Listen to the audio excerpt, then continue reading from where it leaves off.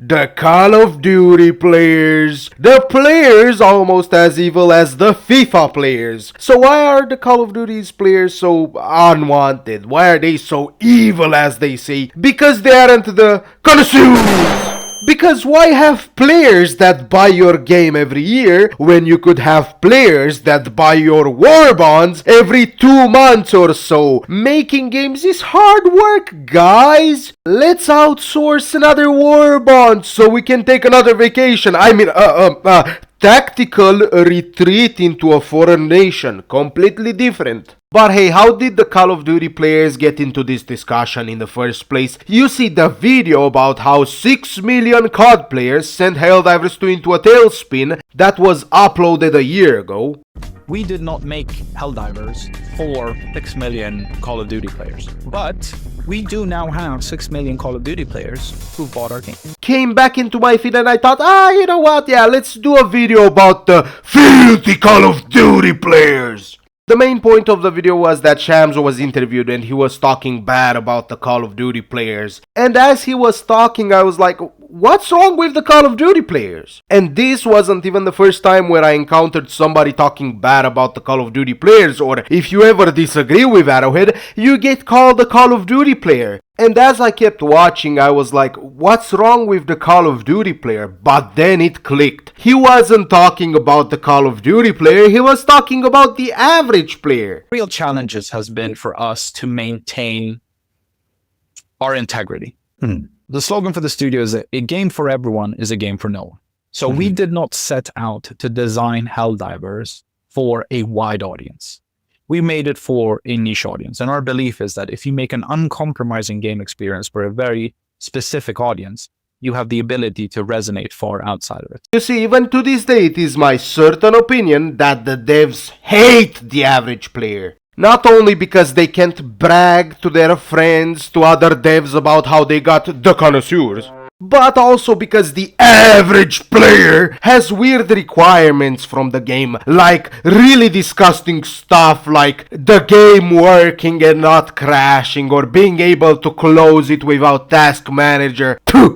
You see, all these Call of Duty players could also be a code for the average player, because you see, as we discussed before, Helldivers 2's devs don't want the average player, but they like the numbers those people provide every week, they like the warbonds that they keep buying and they make their pockets full, they like the seemingly new influx of players that keep changing out the old unsatisfied customers. So it's my belief that COD players is only a code that they use for the average player. For example, I have been called a COD player many times whenever I was talking about, oh, Arrowhead doesn't do this or that. But then again, it's so weird that I only got one Call of Duty game, which is the free one, of course, and I got 2.4 hours in it once I got bored. Sure, I'm not a stranger to PvP games, but at the same time, you have to ask yourself, why are people who criticize Arrowhead called COD players? Well, that's simple. When you don't have an argument against someone, what you have to do is call them names to discredit them. Because in this day and age, a lot of people don't like the Call of Duty players because, you know, of the sweat lords, because of certain streamers.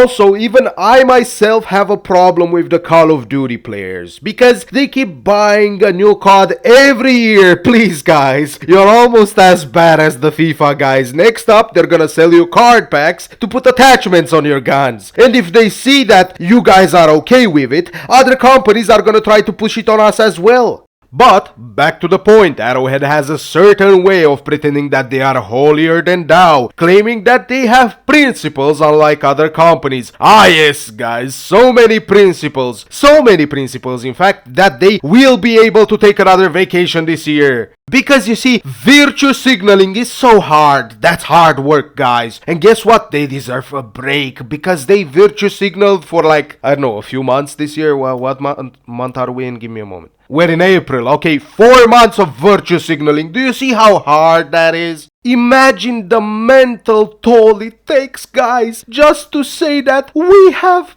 principles. Imagine how hard of a worker you have to be to screw up an enemy and then wait another 1 or 2 months to fix it. You see that right there? That's what I call hard working right there. Or is it hardly working?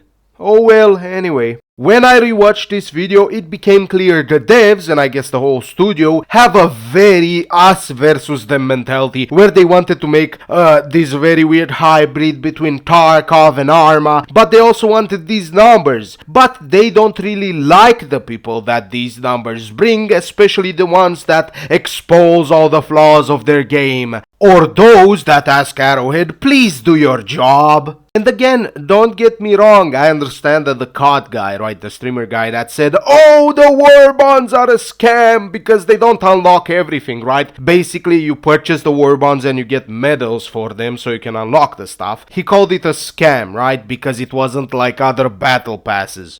I understand that mentally challenged people like that exist. That's completely fine. But at the same time, you just using, oh, the Call of Duty players are complaining again. Ah yes, the Call of Duty players that play more Helldivers than some of the actual Glazers. What am I even saying? We all know the Glazers don't really play the game. So what's the conclusion of this video? I guess the Call of Duty players are the friends we made along the way.